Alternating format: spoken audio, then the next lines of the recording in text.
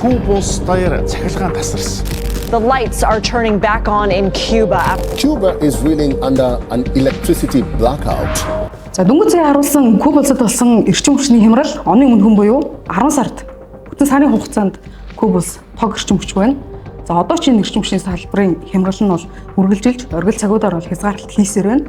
За Куба улсад яагаад ийм эрчим хүчний хямрал болоо гэхээр Гавана арлаас зүүн зүгт орчих одоо Матанзаас мөн Кубын хамгийн том цахилгаан станц болох Гитараас одоо доголдсны улмаас ийхүү хямрал болсон юм.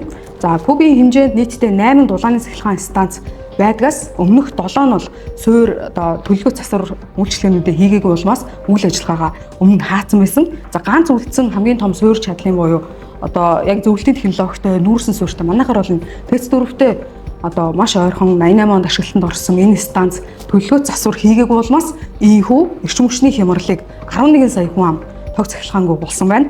Засгийн газраас нь яаралтай арга хэмжээ авч одоо төрийн өмчт компаниуд үйлдвэрийн газруудыг бол хаасан, за мөн шаардлагагүй гэж үзэж зарим нэг худалдаа үйлчлэгээний төвүүдийн үйл ажиллагааг бүрэн зогсоогоод байна. Кубын нийтдээ 11 сая хүн ам одоо тог цахилгаангүй болж гэрэлтүүлэг, агааржуулалт, хөргөгч, интернет гэд одоо дэлхийгээс тасарсан тийм түмнэр харанхуй бол бүтэн сарын хугацаанд үргэлжилсэн байна. За дэлхийн яг нөгөө өнцөгт болсон эрчим хүчний хямрал нэг л танил санагдахгүй байна гэж юу? 1.7 сая хүн амтай бидний нийслэл Улаанбаатар хот. Олон улсын жишгээр бол Metropolis City маань одоо сүүлийн 2 өвлийн турш үе үед тог цахилгааны хязгаарлалтанд орж иргэдэн 21-р зуунд лааш үднэс одоо хайх болсон. За яг энэ эрчим хүчний салбарын хямралаас болж Монголын тухайд жилдээ одоо хот тэлж чаддаггүй хөгжрөлд алдагдсан боломжийн хэмжээ нь жил бүр нэмэгдэж хамгийн сүүлийн гаргасан судалгаагаар нийслэлчүүд ганцхан жилд 3.8 их нийт төгрөгийн алдагдлыг зөвхөн хөгжрөлд үүсдэг. За мөн яг энэ утааны улирал эхлэхээр хот тэлж чадаагүй учраас дэд бүтц хөгжиж чадаагүй энэ утааны улирал эхлэхээр ханиад том нь эмийн импортыг одоо улам нэмж бага насны хүүхэдтэй айлууд нь өвөл ханиад томоноос салж чадахгүй гэд нийгмийн суурь асуудал болсон. Цаг уур амьсгал хүн амын тоогоор эрс ялгаатай. За мөн засаглалын бүтцэн ондооч Монгол болон Кубын эрчим хүчний системийн энэ хямрал хэд хэдэн талаараа төстэй байгааг шинжээч онцолж байгаа юм. За манад одоо эрчим хүчний салбарын онц байдлыг зарлаагүй ч Кубад эрчим хүчний онц байдлыг зарласан. За Кубын тасалдлын шалтгааныг хэд хэдэн байдлаар ангилсан байна. Хэрэглээ нь огцом нэмэгдсэн, Америк нэгдсэн улсын санкц хүчтэй нөлөөсөн, хуучин дулааны станцуудын эвдрэл, засвар үйлчлэгээ тогтмол хийгээгүй зогсоосон. За мөн цахилгааны үнийг засгийн газар нь олон жил хүчээр барьж ирсэн байна.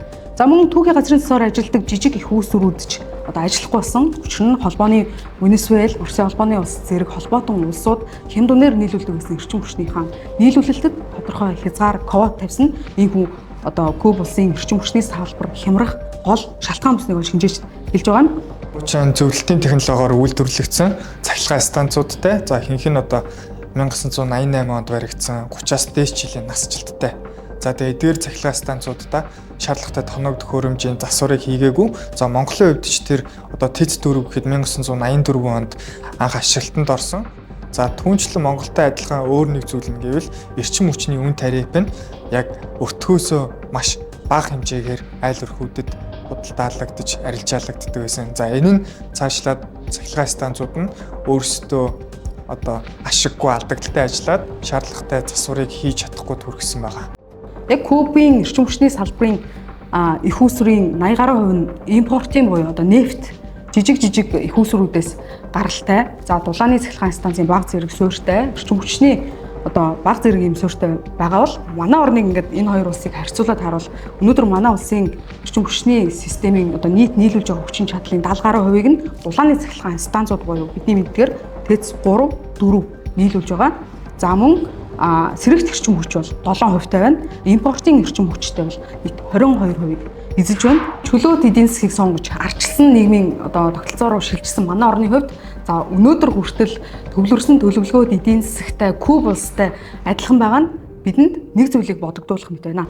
За Куба улс нь бас эрчим хүчний бие даасан системийг хөгжүүлээгүй. За бусад улс орнуудаас импортын хараат байдалтай байсан. За Монгол улсын хувьд ч тэр бид нэр 100% өөрийнхөө их усүрүүдээр айл өрхүүдэд хангаж чаддгүй. За урд талаараа Хятад улсаас, хойд талаараа одоо Оросын холбооны улсаас эрчим хүчээ импортлдог байгаа. Энэ нь одоо яг Куба улстай ижил төстэй буюу бид нар бие даасан системд хараахан хүрээгүй ямар нэгэн байдлаар бусад улсаас импортын хараат байдалтай байна. Өвлийн оргил ачаал эхлэмэгц орой 18 цагаас дүүргээр эрчим хүч хязгаарлаж, манай гол станцуудын тоноглол насжилт, Кубтэй адил социализмын үеэс гаралтай нүүрсэн суурьтай байна. За хүнээр зөөрлөл тэтгэврт гарах цаг нь аль хэзээний болсон гэсэн үг. Тэгэхээр Монголын эрчим хүчний салбар эдийн засаг дэх үүргээ гүйцэтгэж чадахгүй, жилгэрэх бүр, үр төлбөр, алдагдлын хэмжээ нь өсөн нэмэгдэж байна. 2023 оны статистикаар салбарын хэмжээнд 98 тэрбум төгрөгийн алдагдал хүлээгдэж байгаа үр төлбөр нь 285 тэрбум төгрөгөөр ганцхан жилийн дотор нэмэгдсэн байна. Одоо бидний ашиглаж байгаа дулааны цахилгаан станцуудын насжилт 40 жилийн дундажтай. За мөн жилдээ 70 гаруй удаагийн аваарын зогсол хийж байна. Хүчин чадлын дутагдлыг тоогоор илэрхийлэх юм бол цахилгаан 401 мегаваттын дутагдaltaй, дулаан хангамжийн хувьд 1427 гкалын дутагдaltaй байна. За эрчим хүчний салбар өөрөө маш олон жилийн гинжин үрийн сүлжээнд орсон байна. За ялангуяа сүүлийн 6 жилийн хувьд за богино хугацаа төр бол 357 тэрбум төгрөг, урт хугацаа төр 1.8 их 80 төгрөг төрсөн байна. 23 оны статистик тайлангаас үзвэл дотоодын эрчим хүчний үйлдвэрлэл 78%-тай, импорт эрчим хүч 22%-тай. Дотоодын энийг хэрэгцээгээ хангаж чадахгүй байгаа бол манай улс импортоор цахилгаан эрчим хүчийг Орос уулын хятадаас импортлж байгаа. Хэрвээ бид нар дотоодын эрчим хүчээ өөрийн их усруудаар хангадаг болчих үед Оросын импортын 58.8 сая $, Үд найрамдах Хятад улсын импортоор орж ирж байгаа цахилгааны 131.5 сая $-ын валют дурсгалыг бид нөр өөрсдөндөө дотооддоо үлдээх боломж бий болох юм аа. Өнгөрсөн хугацаанд монголчууд төрийн татаасаар хямд эрчим хүч хэрэглээд байгаа мэт боловч шууд бусаар түүнээс өндөр төлбөрийг та бид төлж ирсэн. Хямд бөгөөд найдваргүй эрчим хүчнээс үүдэж хотын дэд бүтцийн асуудал орхигдоод олон жил болсон байна. Шандан 4 уулын дундаасаа тэлж чаддаггүй, гэр хорооллыг орон сууцчулж бардаггүй, яндангийн та улам нэмэгцэр. Төвчрэлд алдагдсан боломжийн хэмжээ дотоодын нийт бүтээгдэхүүний 4%-тай тэнцэж, утаа түүнээс шалтгаалсан ханиад том эмийн импортыг үлэмж тийсээр байна. 4 жилийн өмнө 500 тэрбум төгрөгөөр эргэлддэг байсан эмийн зах зээл өнөөдөр 2.80 төгрөгөөр тоологдголжээ. Ялангуяа утааны улиралд эмийн борлуулалтын хэмжээ, үн тариф дагаад өсдөг. Ханиад томооны зовлон үзээгүй өрхөөл байхгүй гэж хэлэхэд хэлцдэггүй. За энэ өвчлөл одоо энэ утааны байдал бол мэдээж Улаанбаатар хотод бол орон сууцчлалт хангалттай явагдчихдаггүй байна. Өнөөдрийн хүртэл бол яндан утаа бол гарсаар хэвээр байгаа. Тэгэхээр одоо орон сууцчлалтын бол зөв бодлогыг бол явуулах шаардлагатай. Түүний ард бол одоо дэд бүтцийн эрчим хүчний дулааны зөв бодлогыг бол явуулах бол нэн шаардлагатай байгаа. За одоо ингээд Улаанбаатар хотын гэр хорооллын бүсд амьдарч байгаа өрхүүдийг дүүргээр нь харах юм бол одоо сонгоны хайрхан дүүрэгт хамгийн их өрхүүд бол гэр хорооллын бүсд бол амьдарч 66 мянга, дараа нь бол Баянзүрх дүүрэгт 50 орчим мянга өрх бол гэр хорооллын бүсд бол амьдраад утаа үйлдвэрлээд байж байна. За тэгэхээр нийтдээ бол одоо ингээ Улаанбаатар хотод бол 200 орчим мянга, 245 орчим мянган хүн бол өрх бол одоо гэр хорооллын бүсд оршин сууж байна. За эдгээрийг одоо орон сууцчуулъягээд 200 мянган айлын орон сууцыг бүтээн байгуулалтыг эхлүүлэхэд бол дулаан цахилгааны асуудал бол одоо яригдж эхэлнэ. За дулааны хувьд гэхэд бол 1200 гкал дулаан бол шаардлагатай. 100 мегаватт цахилгаан бол шаардагдана. Энэ бол багтаа. Одоо энэ бүсүүд дээр аж ахуй нэгжүүд, үйлдвэрүүд үйл ажиллагаагаа явуулаад эхлэх юм бол одоо энэ тоо шаардлага бол одоо өсөн нэмэгдэнэ. Дулаан дэд бүтэц хүрэлцээгүй улмаас орон сууцчлалтын бодлого алдагдаж, үр дүнд нь яндангийн тоо хүн амаасаа төрүүлж нэмэгдэж байна. Бага насны хүүхэд өвдөхөд залуу гэр бүлийн нэг нь ажлаа орхиж, хүүхдээ харахаас өөр аргагүй болдог гэд энэ асуудлын дам нөлөө айл өрхийн орлого бүр цаашлаад улс орны бүтээмжид муугар нөлөөлж байна. Монгол улсын бүтээмж олон улсын жишгээс 3.6 дахин бага байгааг оны өмнөхөн олон улсын байгууллагын судалгаа харуулсан. Тэгвэл бидний энэ бүтээмжийг хойш татаж аваад эрчим хүчний салбар ямар одоо үүрэг оролцоотой нөлөөтэй байгааг дараах хэдэн тоо баримтаас харж болно. Сүүлийн 10 жилд шинээр экспортод гарсан бүтээгдэхүүний нэр төрлийг харуул цайр, ноос ноолуур, рапс гэх мэт ердөө түүхийн эд төдий эргэлдэж байна. Эндээс бид ямар ч нэмэн өртөг нэр төрөл үйлдвэрлэхгүй нэг циклтэй эргэлдээд байгааг ажиглаж болохоор. Учир нь бүх үйлдвэрлэл үйлчилгээний суурь орчин эрчим хүч байдаг. За бас нэг жишээ бол жил бүр тодруулдаг 100 аж ахуй нэгжийн жагсаалт. Топ 100 аж ахуй нэгжид бараг өөрчлөлт оруулгүй 10 жил болжээ. Яг хэдэн салбарын тоотой компаниуд шилгээр тодорхойгоор тодорч шилэн хоргондох цомын тоогоо жил бүр нэгээр нэмсээр. Эдийн засаг солонгохгүй байна, экспортын нэр төрөлж нэмэгдэхгүй байна. Технологи ноу-хау боли хөнгөн үйлдвэрлэлч хөгжихгүй чөтгөрийн тойрогтой эргэлдээд байна. Энэ тойрогоос гарыг ихээр нөгөө л эрчим хүч бид бүтцийн төслүүдэд явуулах нь чухал байна. Нэмэн өртөг үйлдвэрлэл ярих нь бүхэл өрхийн эрчим хүчийг хязгаарлуулдаг оронд ямар ч нэмэлт, хилэлт, солонгорол, бүтээмж ярих боломжгүй байна. Ялангуяа дотооддоо үйл ажиллагаа явуулж байгаа энэ үйлдвэрлэл явж байгаа хүнсний талын аж ахуйн нэгжүүд бол одоо ер нь бол аль болохоор өөрсдөө одоо панел байршуулад эхэлж шít. Монжусих сүүлд өөрийнхөө үйлдвэрийн дээр айгуу том автонгууд байршуулсан байна. Өөрсдөө түрүү жил намар эхлүүлсэн байна. Тэгээд сая одоо баг ингээд ашиглалтанд өгөхөд бэлэн болсон. Тэгэхээр өөрийнхөө хэрэгцээний ус цахилгааны асуудлуудыг шийдээд явж байна. Нөгөө талд юу гэсэн үг гэхэл өөрөө нөгөө хязгаарлуулахаа учраас энэ үйлдвэрлэлээ тогтмол явуулахын тулд одоо өөрсдийнхөө нөөц боломжийг ашиглаж шít те. Өнгөрсөн 20 гаруй жилийн хугацааг харах юм бол манай улсын эдийн засаг уул уурхайн салбраас хийх нь хамааралтай болж ирсэн. За 24 оны экспортын одоо болох бүтээгдэхүүнүүдийг авч үзэх юм бол нийт экспортын хэмжээ бол нэг 15.8 тэрбум долларын бол орлоготой гарсан. За үүний 13.7 тэрбум орлого нь бол эрдэс бүтээгдэхүүн буюу уул уурхай салбраас бол гарч байгаа. Тэгэхээр ерөнхийдөө бол бид сүүлийн хэдэн жилийн хугацаанд уул уурхаас хамааралтай байдал маань нэлээд өссөн. За үүнийгээ дагаад яг эдийн засгийн төрөлжтэй авах юм бол бид нэр уул уурхайгаас бүтээгдэхүүнээс гадна мал аж ахуйн гаралтай бүтээгдэхүүнийг бол экспортлдог. Энэ бол маш бага хөв. За үүнээс бид нэг 24 онд нэг 197 сая орлого болсон байна. За үүний дараагаар нэг бага зэргийн одоо нэхмэлийн салбраас бид нар бол орлого олдог. За тэгээд нөгөө талдаа бид нэр төсөөхөө 25-аас 30%-ийг уул уурхайн салбарын орлогоос олдог нэг ийм эдийн засагтай. Газар дор хот буюу нийслэлийн эрчим хүчний дулааны их үүсрүүд өнөөдөр хүчин чадлаа тултал таазанд нь хэтэртэл ашиглаж байна. Ойролцоогоор 100% ашиглах ёстой дулаан хангамжийг нийслэлчүүд 140% буюу ойролцоогоор 40%-аар илүү ашигладаг гэх юм статистик байна. Алдагдaltaй эрчим хүчний салбарыг аврах хамгийн ихний алхам бол эрчим хүчний үн тарифыг индексжүүлэх гэж үзсэн. Өнгөрсөн 11-р сард эрчим хүчний зохицуулах хорооноос эрчим хүчний үн тарифыг эхний ээлжинд 23%-аар нэмж шийдвэр төрсөн. За энэ шийдвэр гарахаас өмнө Монгол нэг өрх дунджаар цахилгаан эрчим хүчнийхээ төлбөрт өрхийн нийт зардлынхаа ердөө 2%-ийг зарцуулдаг байсан. Монгол улсын хувьд болохоор өрх гэрийн хэрэглээний цахилгаан эрчим хүчийг сүүлийн баг 5-6 жил үнийг бол тогтмол түвшинд барьж хангаж явж ирсэн. Сүүлд сая 24 оны 11 сард бол өрх гэрийн цахилгааны үн тарифыг бол нэмэгдүүлсэн байдаг. 23 оны түвшинд бүх өөр олон улстай харьцуулахад бол үн тарифыг харьцуулан үзэхэд бол манайх бол хамгийн бага буюу Азийн улсуудтайгаа харьцуулахад үзэхэд өрх гэрийн хэрэглээ 4.2 цент, аж ахуйн нэгж байгуулахад 7.4 центтэй.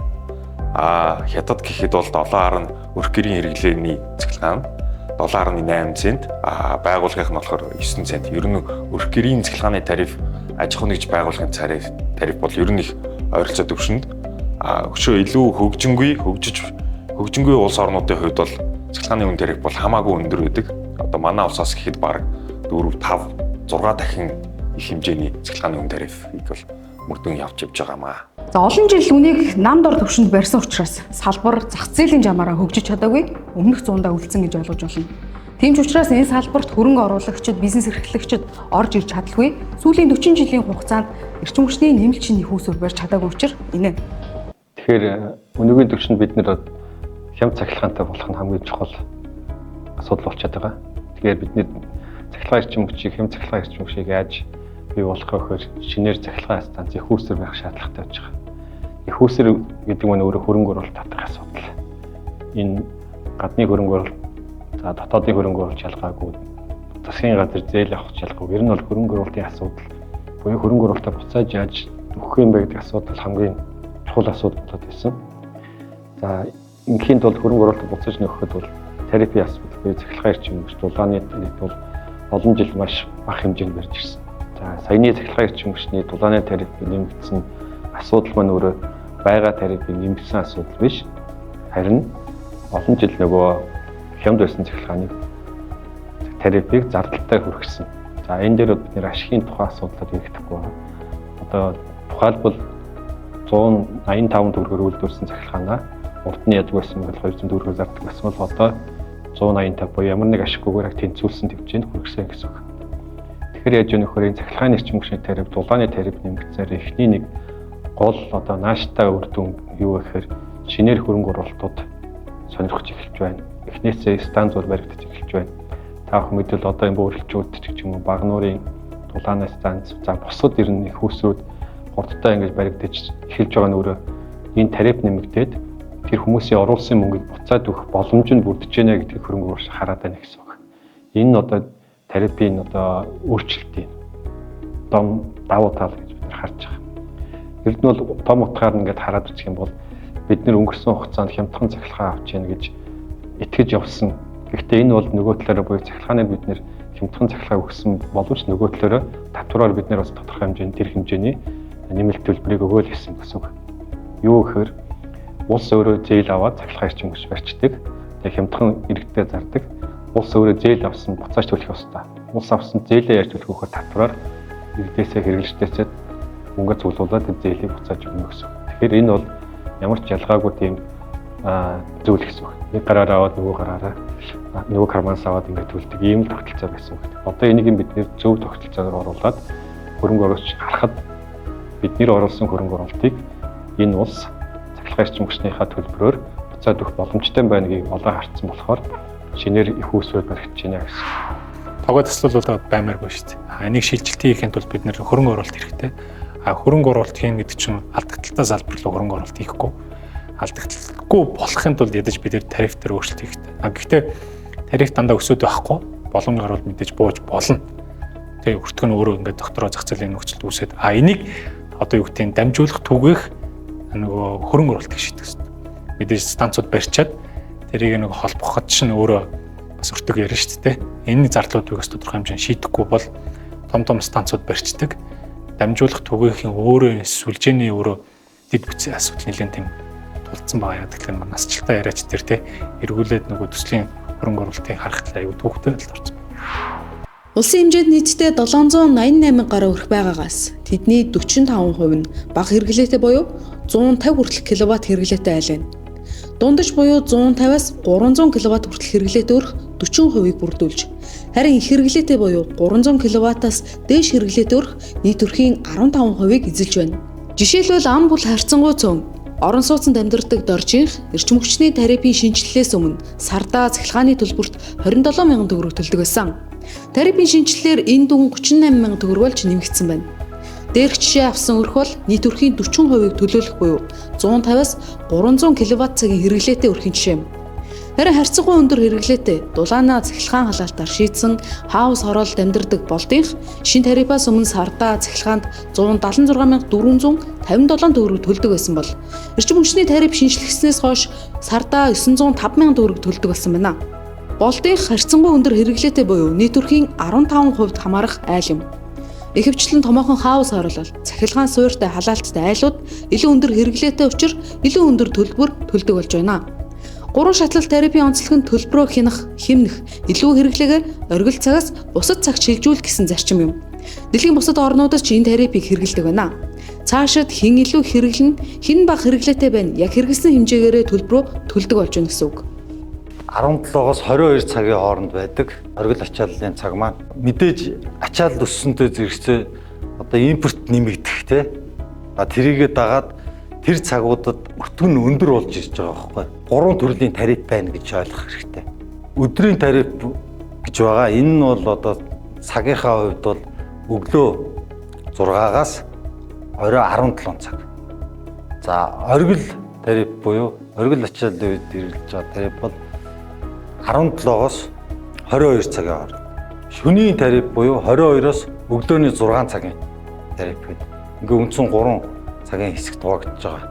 Гэр орооллын өрхүүдийн яг цахилгааны төлбөр хэр нэмэгдсэн бэ гэхээр ер нь бол 150 кВт цаг дотор хэрэглэдэг учраас харьцангуй гайгүй. Яг энэ нэг асуудлыг хөндөд одоо сэтэлжүүлээд байгаа хэсэг бүлэг хүмүүс нөр 300 кВт-аас дээш хэрэглэдэг. Нөгөө хүмүүс нь одоо ингээ нэг сэвэх байдлаар муухай харагдуулаад байна. За нөгөө талд нь одоо яг ингээд эдгээр нөгөө 11 дээр исэн гомдлыг аваад үзэхлээр илүү нөгөө цахилгаан халаагуур тавиад цахилгааны төлбөр аягүй өндөр гараад нөгөө цахилгаан халдвар нь өөрөө стандартаа дагаагүй. Тэгээ нөгөө талд нь яхахлаар байр байшингийнхэн дулаалга нь алдагдaltaа тий. Очоод нөгөө хэмжээд үзэхээр байнга дулаан алдагдчихдаг. Тэгээ хэд мянга дулаан алдагдчихж байгаа юм дээр хичнээн пар тавиад нэмдгүй шүү дээ. Тэгэл ер нь бол цахилгааны төлбөр нэмэгдэж байгаа. За одоо сая ингээд тариф нэмэгдээд шинэ их үүсрүүд бөөрөлжүүд ингээд шинэ их үүсэд орсон тий. Өнгөрсөн 24 он тухайд тэгвэл нийтдээ хязгаарлалт нэг 75 мегаваттаар хязгаарлалт хийсэн байна. За энэ их үүсрэг хэрэг ороогүй байсан бол ойролцоогоор 250 мегаватт байна. Дорнотод бас нэг өртгөл хийсэн. Эдгээр ороогүй байсан бол одоо 325 мегаватт орчмын хязгаарлалт одоо хийх байсан. 350 хэдэн 20 хэдэн мегаватт гэдэг нь өөрөө маш том тоо Монгол улсын хувьд бол. Аймагч ойролцоогоор одоо юу гэдэг 20-30 мегаватт гэдэг байна. 10-20 аймаг хэмжээний ийм их үсрүүдийг чинээр орсон тулдаа одоо 75 мегаваттын хязгаарлалтыг энэ өнгөрсөн одоо дуусч байгаа үйл хийж яана гэсэн. За эх онуудад яг чинь нөхөр дахиад бид нэр энэ их үсрүүд мэдээж ингэж явна. Дээрээс нь одоо энэ диспетчерийн үндсэн төвийн эрчим хүчний яамны гэсэн тооцоололоор бол дахиад нэг 40 мегаваттын хязгаарлалт хийгдэхээр байгаа. Гэхдээ 75 бас нэг эх жил арай буурна гэсэн үг. Судлаачдын дүгнэлтээр манай улс тог эрчим хүчний хязгаарлалтад орох байх боломж 2028 оноос бүртнэ гэлээ. Хэрэг бид өнгөрсөн оны сүүлээр цахилгааны үнийг нэмээг бол 2030 он гэхэд эрчим хүчний салбарын нийт өр төлбөр болон алдагдлын хэмжээ 11.7 их найт төгрөг болох байсныг онцолж байна. 28, 27, 28 гэхэд тасалбарны өвөл төр тасалбар болно гэж хэлтэй байж болно гэсэн. Тэрний төлөв ажиллаж байгаа гэсэн. Мэдээж хүмүүс үр дүнг бол хурдан ингээд шаарддаг. Реформ та нар ингээл шийдвэр гаргаад маргааш нь дахин нэг шийдвэр гаргаад ингээл үргэс авчих юм шиг болно гэж тийм байх боломжгүй байгаад. Тэгэхээр хугацаа өгдөг болохоор салбарын онцлог нь тийм байгаад байна. Тэгвэл цаашид яах вэ? Олон улсад эрчим хүчний салбарын шилжилтийг амжилттай хийсэн хэд хэдэн орны туршлагыг шинсэргэлтийн бодлогын хурцлуур төвийн судлаачид сүүлийн 3 жилийн хугацаанд судалсан байна. За ингэхдээ эрчим хүчний шилжилтийг хамгийн амжилттай хийсэн орнуудын тоогоор Чили улсыг нэрлэж болохоор юм. Эрчим хүчний урт хугацааны стратеги боловсруулж 1978 оноос 2004 оны хооронд Чили улс эрчим хүчний шилжилтээ амжилттай хийж чадсан байна. Ингэхдээ станцууд дамжуулах түгээх сүлжээд нь бүрэн ховшлогдсон бөгөөд бөөний зах зээл амжилттай нэвтэрсэн улс болсон байна. Чили улс нь эрчим хүчний реформо 1978 онд анх эхлээд 2004 онд дуусгасан байгаа. Энэ эрчим хүчний реформыг бол хийхдээ хамгийн ихний хэсэгт бол үн тарифын хэсэг орж ирсэн байгаа. Тарифыг бол бодит өртөгт нь хүргэх, дээр нь тарифын үнийн тогтолцоог бол шинжлэх, тэгээд эрчим хүчний тухай хуулийг шинжлэх. Эдгээр ажлуудыг бол хамгийн ихний шатанд бол хийж эхэлсэн байгаа. Үүний дараагаар эрчим хүчний салбар компаниудыг хөгжлөх, салгах гэсэн эдгээр ажлууд бол хийгдэж эхэлсэн байгаа юм. Яг олон улсын туршлагыг харахад бол ер нь ингээд 10-15 жил. За тэр дунд бол засаг солигдож байна. Ерөнхийлөгч нь засаглал нь өөрчлөгдөж байна те. Нөгөө жилийн хугацаа дуусчих бодлого бол доктортой. Яг бодлого доктортой байгаа шалтгаан нь өөрөө энийг хийх ёстой гэдгээ итгэл үнэмшилтэйгээр салбарын ч бай, иргэдэн ч бай ойлгоцсон байна. Ер нь бол ингээд том зургаар нэг хараад тэр үйлч компаниудыг шууд одоо хүмүүс бол хувьчил гэдэг тийм ирдэг. Бидний хувьд хувьчлал бол ингээд биш юм байна гэдэг нь ойлгомжтой болцсон. Яагаад бол биш юм бэ гэхээр хувьчилдаг асуудал 90-ад оноос 2000 оны эхнэр хүртэл ингээд явж исэн. Дэлхийн нийтээр ярьж байгаа шүү дээ. Тэрнээс хойш эрчим хүчний компанид ялангуяа дамжуулах сүлжээ, түгээх сүлжээнүүдийг бол хувьчлахээс илүү төрн хөрөнгийг нь эзэмшээд үр ашгийг нь менежментийг нь хувийн хвшлэр хийлэгдэг ийм рүү орцсон. Тэгэхээр яг хөө бид нэр яг тэр зарчмаараа явъя. Олон нийтийн компани болгоё гэдэг зүйлээр явж байгаа. Тэр нь яг вэхээр одоо Монголын хөрөнгийн бирж дээр эрчим хүчний томоохон компаниудыг хөвцөө гаргана гэсэн үг. Тийм бизнесийн байгууллага. Тэгэхээр яг вэхээр эхлээд санхүүгийн хувьд ингээд эрүүл болох хэрэгтэй байна. Улсын явдад ялангуяа. За дээрээс нь засаглалын тэр нөгөө KPI тэр үзүүлэлтэн тэрийг тогтоож өгөх гэдэг. Яг хөрөнгийн олон нийтийн компани хөрөнгийн биржид гарах шалгуур гэдэг тодорхой үс байдаг. Тэрийг нь төгөлөөд тэрийг нь одоо хийдэг бол мэргэжлийн компаниар нь хийхээр ийм төлөвлөгөө туссан явж байгаа гэсэн. Хамтарсан засгийн газраас хэрэгжүүлэхээр төлөвлөсөн 14 мега төслийн 4 нь эрчим хүчний баримжаатай төсөл байна. Эдгээр эрчим хүчний төсөлгүйгээр бусад боловсруулах, нэмүүлдэг шингэх, ямар нэг үйлдвэр барьж байгуулах боломжгүй юм. Учир нь бүх үйлдвэрлэл үйлчилгээний суурь орчин эрчим хүч өөрөө байдаг юм а. За 5-7 он дулааны цахилгаан станц, Эрдэнэ бүрэнгийн усан цахилгаан станц, Эгийн голын усан цахилгаан станц, сэргээгт эрчим хүч ба тархмал их хөвсөрүүд.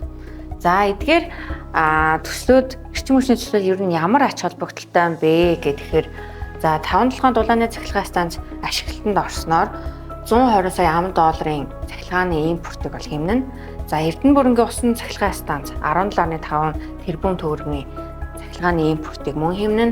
За Эгийн голын усан цахилгаан станц 25 сая $10 цахилгааны импортыг хэмнэнэ. За мөн одоогийн техник эдийн засгийн үндслэлээс харах юм бол сэргээгт эрчим хүч болон тархмал их усруудын энэ мега төслийг хэрэгжүүлэхэд ойролцоогоо $700 сая санхүүжилт шаардлагатай байгаа. За эдгээр эрчим хүчний төслүүд хэрэгжиж байж за бусад салбаруудын үйлдвэрлэл хөнгөн үйлдвэрлэлийн мега төслүүд бол цаашаа урагшлах юм. Яагаад гэвэл бусад төслүүдийг хэрэгжүүлэхэд эрчим хүч, дулаан хангамж, хүний нөөцийн хангамж нээн шаардлагатай байдаг. Тэгэхээр төслүүдийг хөдөлгөхөд, эхлүүлэхэд, барихад ер нь хэр хэмжээний цахилгаан эрчим хүч шаардлагатай юм бэ гэхээр за жишээлбэл гангийн үйлдвэрийг барьж байгуулахад техник эдийн засгийн үндэслэлээр бичсний дагуу 70 мегаваттын цахилгаан эрчим хүч шаардлагатай. За гэх мэт кокс химийн цогцлбор, газрын тос боловсруулах цогцлбор, за зэс боловсруулах цогцлбор, мөн төмөр замын төслүүдийг хөдөлгөхөд цахилгаан эрчим хүч, дулаан эрчим хүч, хүний нөөц, усны хангамж бол шаардлагатай маа. Монгол Улсын хэмжээнд баруун зүүн өмнө гэсэн эдгээр одоо газрууд дээр бол тархсан байдалтай байгаа. За жишээлбэл урдгаад үзэх юм бол Эрдэнэ бүрэнгийн 90 мегаваттын цахилгаан станц бол баруун бүсд баригдаж байгаа. Тэр утгаараа баруун бүсийн одоо аж үйлдвэрийн ховдын аж үйлдвэрийн парк, за Баян-Улгийн аймагт одоо халаал арга боловсруулсан үйлдвэрч гэдэг юм уу те экспорт хэмжээ эдгээр үйлдвэрүүд дээр бол илүүдэхээр бол төлөвлөж байгаа. За өмнө нь говийн бүсийг онцлоод ярих юм бол оюутлогоо нь одоо өссөн нэмэгдэх цахилгааны одоо хэрэглээ бол 2.2 тэрбум киловатт цаг гэж тооцоологдож байгаа. Тэр утгаараа бид нэр одоо төлөвлөсөн гол одоо 14 мега төслийн нэг бол 5-7 цахилгаан станц. За энэ цахилгаан станц энэ оюутлогоо нь энэ 2.2 тэрбум киловатт цагийн эрчим хүчний хэрэглээг бол нийлдээр хангах ийм тооцоо судалгаатай төлөвлөгөөтэй бол ажиллаж байгаа. За оюутлогоо нь одоо ач холбогдох стратегийн ордууд, за тэгээд нөгөө зэс ган боловсруулах үйлдвэр эдгээр одоо үйлдвэрүүд дээр мөн адил одоо энэ цахилгаанууд бол нийлүүлэгдээд за Монгол Улсын экспортыг бол нэмэгдүүлэх, эдийн засгийг одоо өсгөх, хөрвүүлжүүлэх, үйлдвэрлэлүүдийг нэмэгдүүлэх гэсэн ийм одоо зорилготой бид нар бол энэ эдгээр эрчим хүчний төслүүдийг амжилттай хэрэгжүүлэхээр зорж байгаа. Тийм учраас Монгол Улсын хувьд цаашид хийхээр ашиглалтанд оруулахар төлөвлөж байгаа эрчим хүчний бүхий л их усүрийн төслөө саадгүйгээр хуурамч их орончтоос айлгүйгээр дуу нэгтэйгээр ашиглалтанд оруулах хөдөлгөх цаг болсон. Ингэж байж бид дараагийн 30 жилийн хөгжлийг, дараагийн нэмүртэг, дараагийн үйлдвэрлэл, дараагийн шинэ үеийн хөгжлийг ярих боломжтой юм а.